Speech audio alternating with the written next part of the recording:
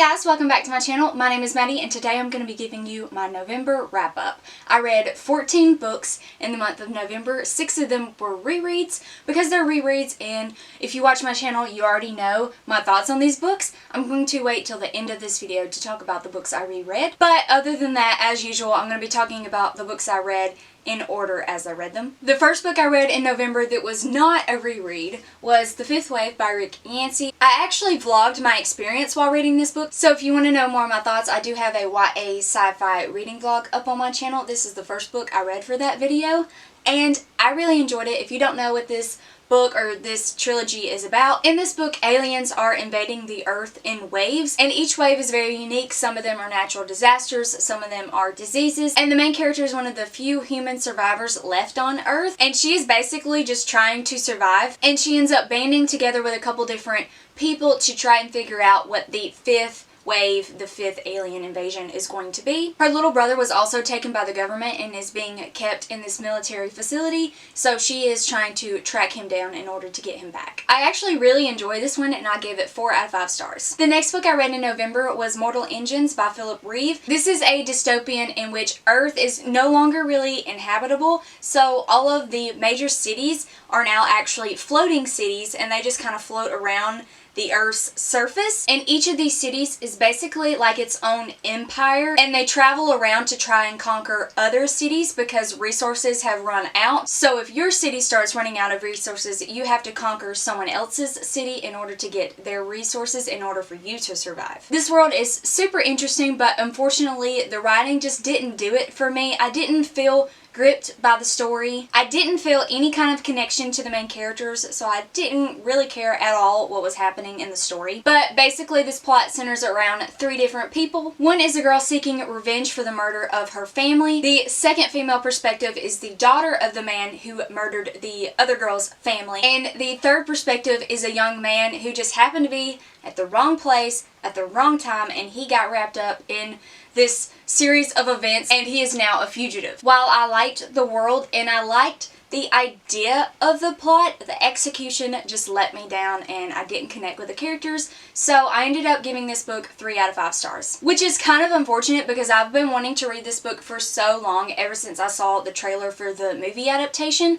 and I haven't seen the movie adaptation because I try to read the books before I watch the movies, but hopefully this is a case where the movie is better than the book. Next I read Heart of Iron by Ashley Poston. This is the second book I read for my YA sci-fi reading vlog, so it will be linked in the cards above and in the description if you want to watch it and know more of my in-depth thoughts on these books. This book follows a girl who is basically a space outlaw. One day when she was young, a gang of space criminals found her drifting through space, and so they took her in and raised her. When she was found, she had no memory of her past, so she had no idea who she was, no idea what happened to her, so all she's ever known is her life aboard this spaceship with all these space criminals. Although she is the main character, there's actually a couple other main characters as well, and you get to read from their perspectives. One is an AI, and the second perspective is basically a royal delinquent. He's the brother of the future emperor. And then the last perspective is a pilot, and he actually has the ability to see into someone's future and see their death. While I did enjoy the first half of this book,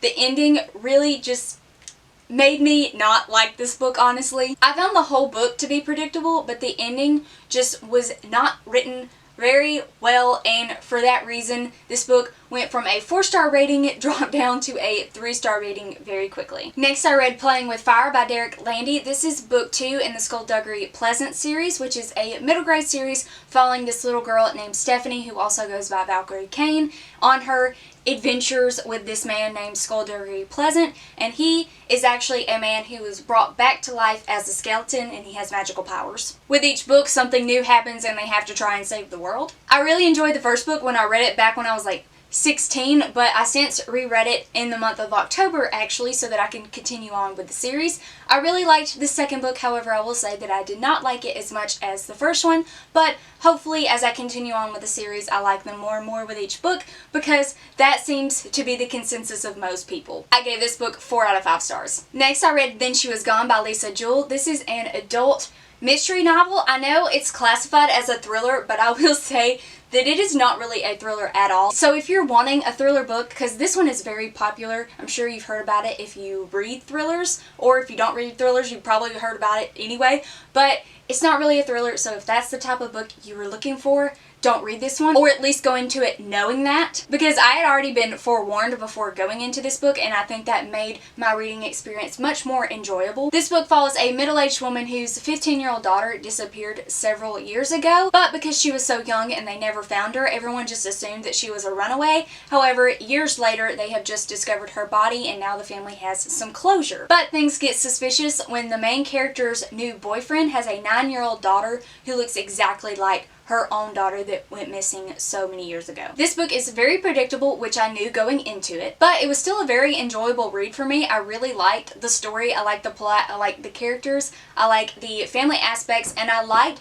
the mystery even though it was very predictable. I ended up giving this book 5 out of 5 stars. And next, thank you to NetGalley because I received an ARC for Wonder Woman Warbringer by Leigh Bardugo, the graphic novel, and I have been asked not to share a review with you until the book actually comes out in January, but I did want to mention it in this wrap up and let you know that I did really like it. And next, I listened to the audiobook for Sadie by Courtney Summers. This is a YA thriller mystery novel, and I loved it, y'all. I loved it. This audiobook is so good. I actually filmed myself reading this, so it will probably go up in a reading vlog at some point for YA thrillers, but I have no idea when that's going to be. I'm just going to have that footage in my back pocket. But stay tuned because it's probably coming to you in like a month if you want to know more of my in-depth thoughts. I flew through this audiobook. I loved it so much. If you don't know what this book is about, it follows a girl named Sadie who has went missing, and a couple months prior to her disappearance,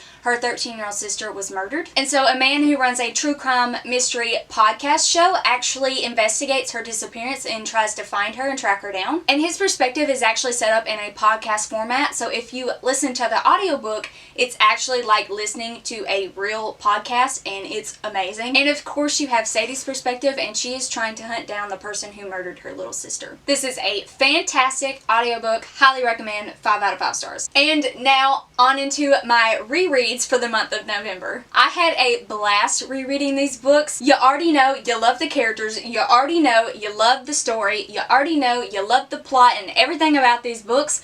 So why not enjoy them for a second time, or a third time, or a fourth time? First, I reread in the month of November the Mara Dyer trilogy by Michelle Hawken. This is one of my favorite series of all time. I love the characters, I love the plot, I love just the overall story and the fantasy elements and the spookiness and the paranormal elements, and it's also very psychological because the main character is actually an unreliable narrator. She has hallucinations because of PTSD, and so when you're reading from her perspective, you don't know if what's happening is real or if it's hallucination, and it really does mess with your mind. If you haven't read this series yet, try to go into it blind as much as possible. It's one of those series that you don't want to know much of what it's about at all because it completely spoils the story for you. So just go into it as blind as possible. However, I have several trigger warnings for this series if you have any intentions of reading it. All kind of things. Trigger warnings for the first book are rape, assault, PTSD, and grief. Trigger warnings for book 2 are self-harm and suicide. And trigger warnings for book 3 are torture, rape, and self-harm and suicide. So many things. So many things happen in these books, but they are so good. Please read it. Please read it. Please read it. Next, I reread Delirium by Lauren Oliver, and I only read this first book, but I do have the intentions of rereading books 2 and 3 in the future, probably at the beginning of 2020. I was gonna do it before the year ends, but I just don't have the time. This is one of the first YA dystopians I ever read, and I loved it. It was probably my favorite back in the day when I first became a reader, you know, but I have never reread it until now. In this book, love has become a disease, and so when you turn 18, you undergo an operation that removes your ability to love, and that includes familial, platonic, and romantic love, all kinds of love. You no longer have the ability to love anybody or anything once you undergo this operation. I mentioned in a previous video that it's when you turn 16, but I stand corrected, it's when you turn 18. Just wanted to clear that up. This book follows a 17-year-old girl who is months away from undergoing her procedure, but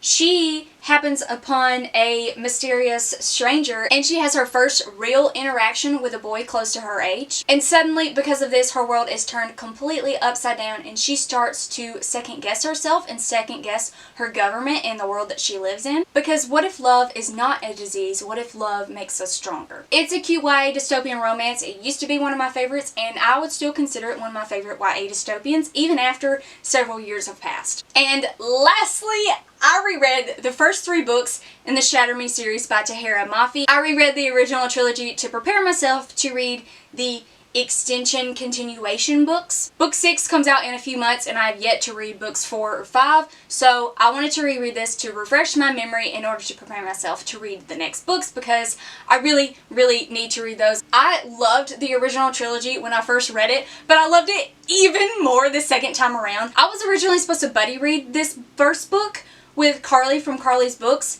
and I completely bailed on her because I finished this book in like maybe 2 days, 1 day, something like that, and I just could not stop. I could not stop reading it. I couldn't put it down, and immediately when I finished this one, I picked up the second book, and then I just flew through that one as well, and then the same thing for the third book. I just could not stop myself from finishing all 3. I was consumed. And I was locked up in my room for a couple days. I love this world. I love the characters. I love the superpowers. And I love the romance. I am a hardcore shipper of Juliet and Warner. And I cannot stand Adam.